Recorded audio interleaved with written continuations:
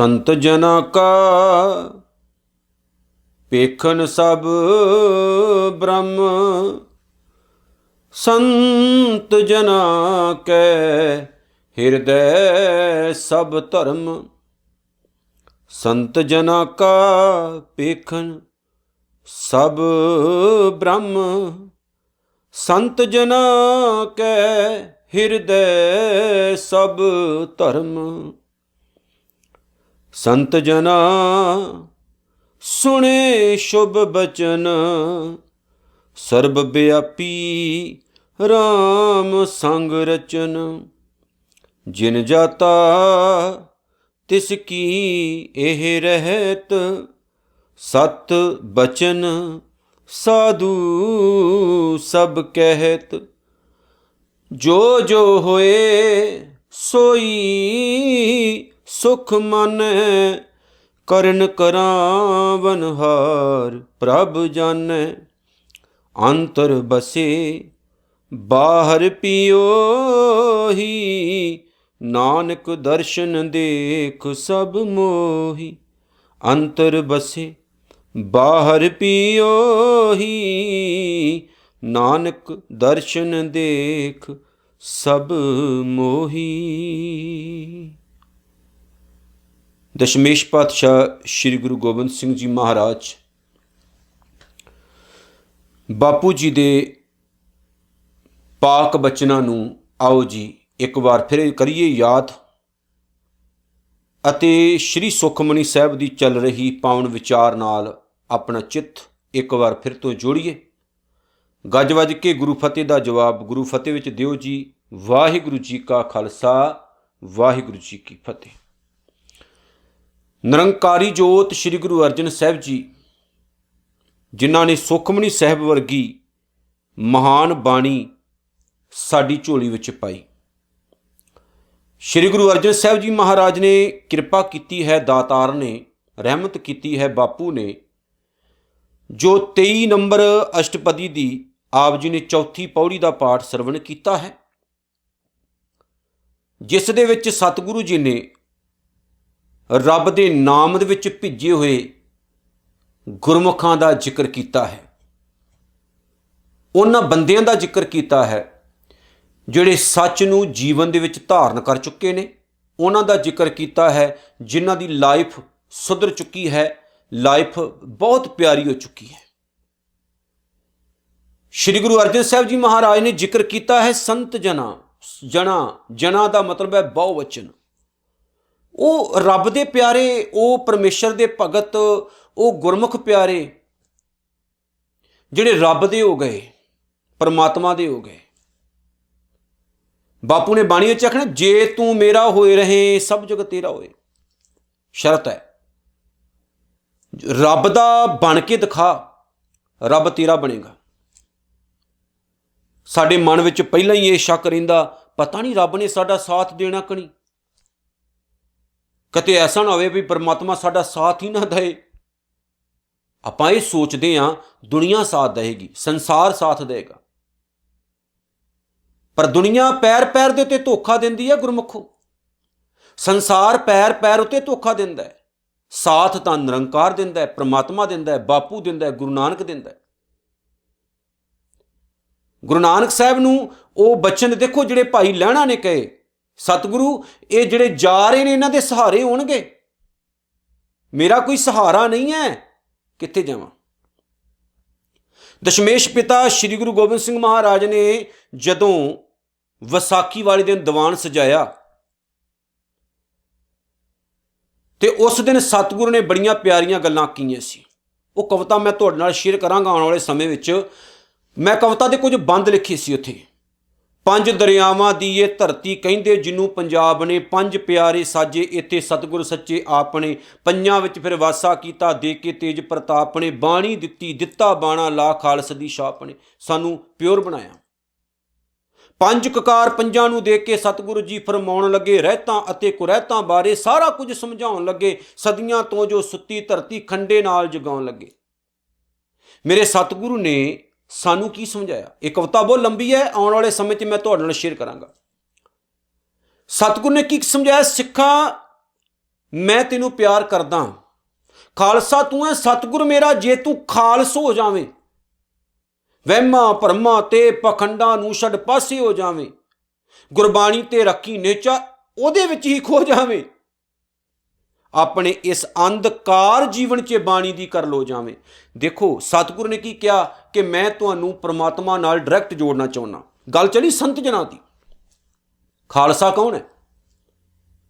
इस्लामी बादशाही दे वक्त खालसा उस जमीन जायदाद उस प्रॉपर्टी नूं आख्या जांदा सी जिहदा अधिकार सिद्धा बादशाह कोल हुंदा सी, विचकार कोई नहीं सी, जिहदा अधिकार सिद्धा बादशाह दे कोल हुंदा सी। सतगुर ने की कहा, तू मेरा खालसा है, मैं तेनू सीधा रब नाल जोड़िया।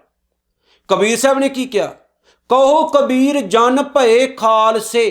कहो कबीर साहब कहते ने जन, जन का मतलब है रब दे प्यारे संत जन जिन्हां दी गल है।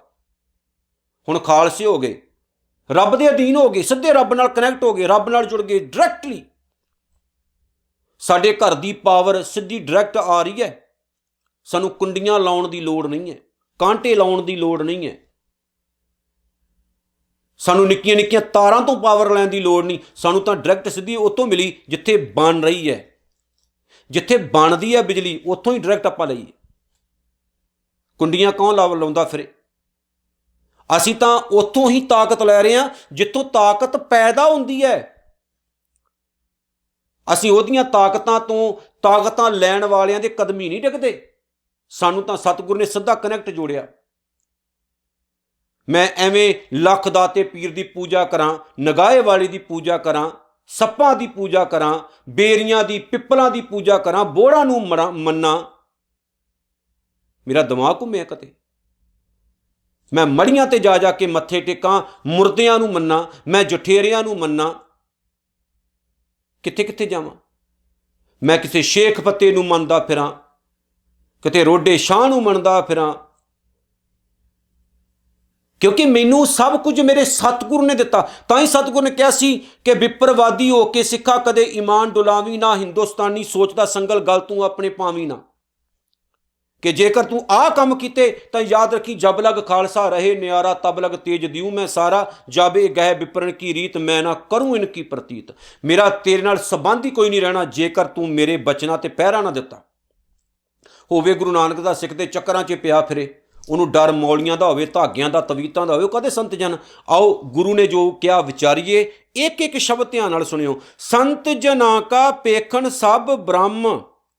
संत जन सच नूं परना चुके, सच विच अभेद हो चुके, परमात्मा की रंगत नूं अपना लिया जिन्हां ने, जिहड़े उहदे रंग विच भिज गए, जिहड़े उहदे वर्गे हो गए, वो संत जन है, वो संत जन है।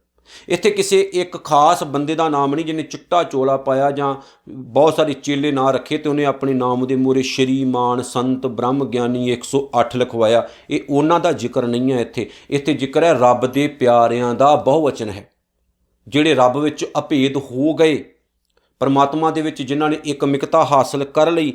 पेखण सब ब्रह्म, ब्रह्म का मतलब है परमात्मा। वो चारे पासे हर जगह ते किनू वेखदे ने? रब नूं, परमात्मा नूं।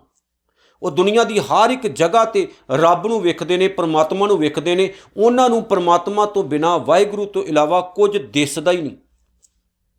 जेकर कुछ दिसदा है तो रब दिसदा है, जेकर कुछ दिसदा है तो परमात्मा दिसदा, परमात्मा तो इलावा होर कुछ उन्हां नूं नज़र ही नहीं आउंदा। सब कुछ उन्हां नूं परमात्मा ही दिसदा। हर चीज़ चों कण कण विचों वो निरंकार नूं वेखदे ने। संत जना कै हिरदै, उन्हां दे हिरदे च सब धर्म।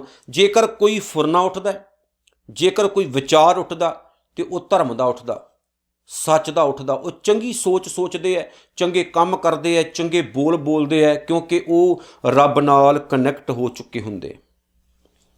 उन्हां दी सुरत बिरत परमात्मा वर्गी हो चुकी हुंदी। इसलिए गुरबाणी विच ये भी आख्या गया कि जिहड़ा रब नूं प्यार करदा ना, उहदे चे ते रब दे विच कोई फर्क नहीं। भट्ट आए गुरु साहब के घर विच, भट्ट 1 साल तक भटकते रहे। जिहड़े 11 भट्ट है जिन्हां दी बाणी है गुरु ग्रंथ साहब दे विच, 1 साल विचारे धक्के खांदे रहे। धक्के धुक्के खा के जदों वो गुरु साहब के घर विच आए, उन्होंने साक्षात सतगुरु नूं देखिया।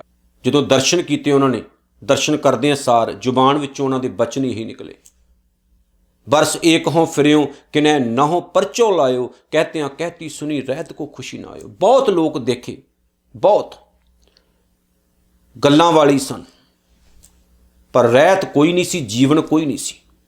पर तुहानूं वेखदिआं सारी ऐदां लगा भी सब कुछ मिल गया, ठंडी तरेली आ गई। ऐदां लगा पाप ही नाश हो गए, ऐदां लगा जीवन ही सुहेला हो गया, ऐदां लगा सब कुछ ही प्राप्त हो गया। बस फिर उत्थे ही रह गए हो। जीवन इन्ना उच्चा सुच्चा होया कि उन्हां दी बाणी नूं गुरु ग्रंथ साहिब दे विच जगह मिली। जगह देखो, गुरु ग्रंथ साहिब दे विच जगह दित्ती गई, तो किन्नी उच्ची अवस्था दे मालक होणगे वो है ਜਿਹੜੇ ਉਹਦੇ ਵਿੱਚ ਇੱਕਮਿਕ ਹੋ ਜਾਂਦੇ ਨੇ। ਤੇ ਉਹਨਾਂ ਦੇ ਫਿਰ ਹਿਰਦੇ ਵਿੱਚੋਂ ਜੇਕਰ ਕੁਝ ਉੱਠਦਾ ਹੈ, ਵਿਚਾਰ ਉੱਠਦਾ, ਤੇ ਉਹ ਸੱਚ ਵਾਲਾ ਉੱਠਦਾ, ਰੱਬੀ ਪ੍ਰੇਮ ਦਾ, ਪਿਆਰ ਦਾ ਉੱਠਦਾ, ਕਿਉਂਕਿ ਉਹ ਰੱਬ ਦੇ ਪਿਆਰ ਵਿੱਚ ਰਾਤ ਦਿਨ ਭਿੱਜੇ ਰਹਿੰਦੇ। ਤੇ ਐਸਾ ਜੀਵਨ ਬਣੇ ਹਾਂ।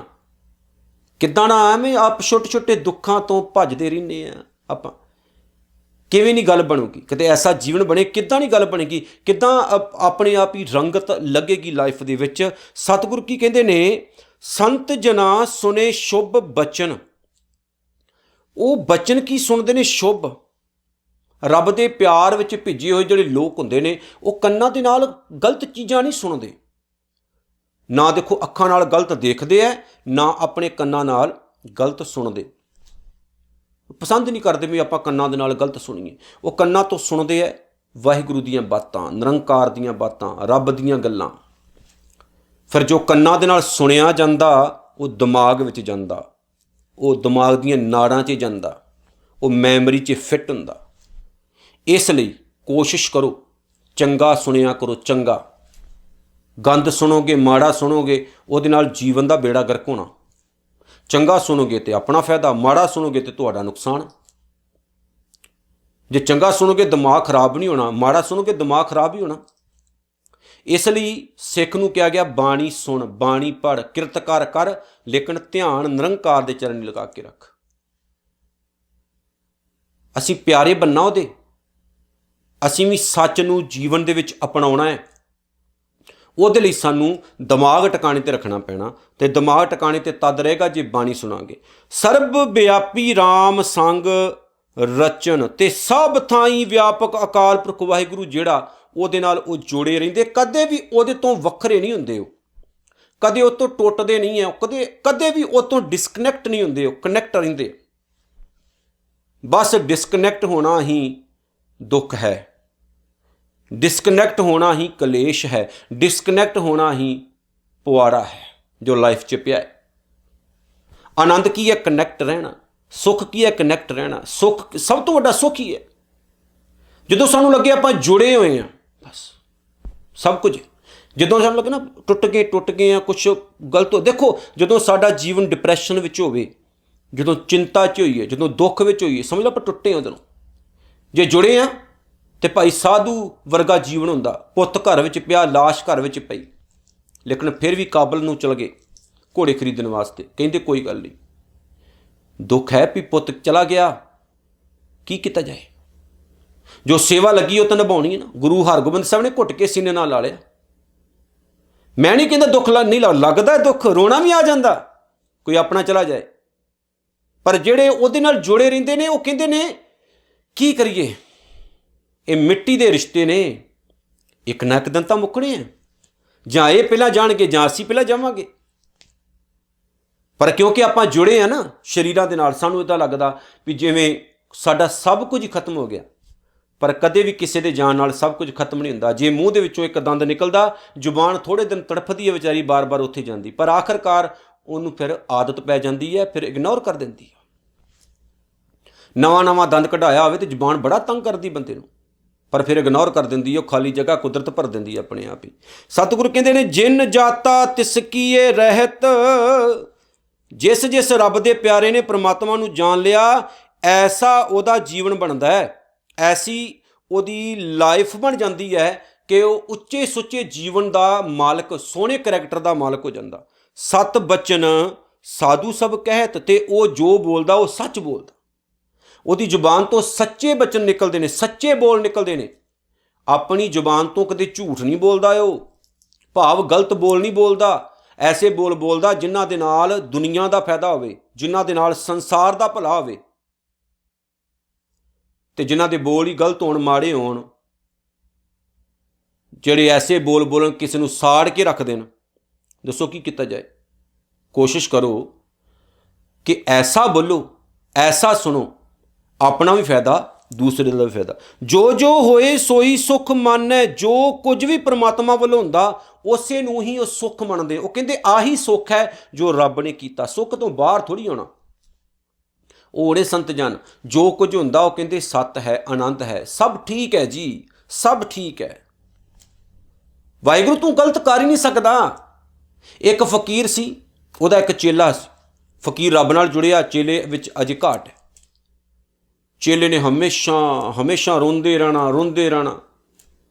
ਜਿਹੜਾ ਉਹਦਾ ਮੁਰਸ਼ਦ ਸੀ ਉਹਨੇ ਹੱਸਦੇ ਰਹਿਣਾ, ਆਨੰਦ ਵਿੱਚ ਰਹਿਣਾ। ਇੱਕ ਦਿਨ ਨਾ ਕਿਤੇ ਬਾਹਰੋਂ ਆਏ, ਜਿੱਥੇ ਉਹ ਰਹਿੰਦੇ ਸੀ ਕੁਟੀਆ ਸੀ, ਜੰਗਲ ਵਾਲੀ ਜਗ੍ਹਾ ਤੇ ਕੁਟੀਆ ਸੀ। ਤੇ ਕੁਟੀਆ ਜਿਹੜੀ ਸੀ ਜਦੋਂ ਅੰਦਰ ਵੜ ਲੱਗੇ ਕੀ ਵੇਖਿਆ? ਛੱਤ ਉੱਡੀ ਹੋਈ, ਹਵਾ ਛੱਤ ਉਡਾ ਕੇ ਲੈ ਗਈ।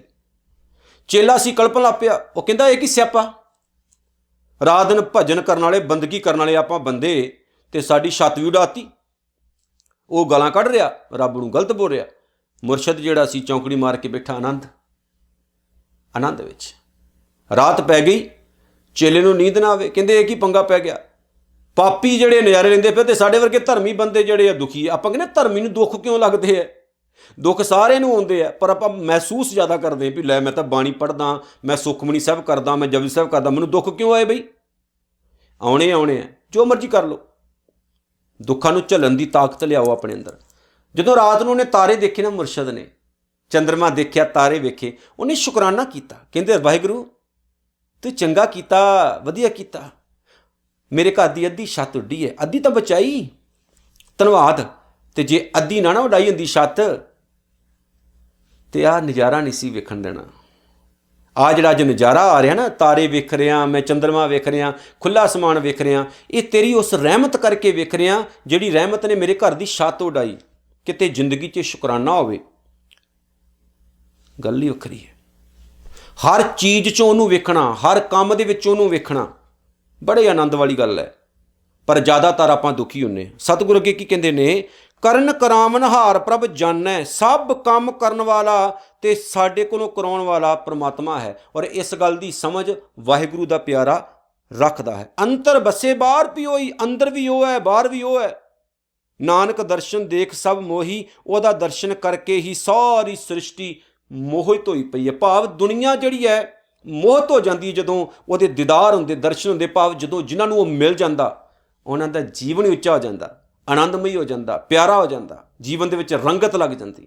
ਆਓ ਗੁਰਦੇਵ ਦੇ ਇਹਨਾਂ ਬਚਨਾਂ ਨੂੰ ਪੱਲੇ ਬੰਨੀਏ, ਜੀਵਨ ਵਧੀਆ ਬਣਾਈਏ, ਦੁੱਖ ਸੁੱਖ ਦੇ ਪਿੱਛੇ ਨਾ ਦੌੜੀਏ, ਆਨੰਦ ਦੇ ਪਿੱਛੇ ਦੌੜ ਲਾਈਏ, ਤਾਂ ਕਿ ਜੀਵਨ ਸਾਡਾ ਉੱਚਾ ਹੋਵੇ।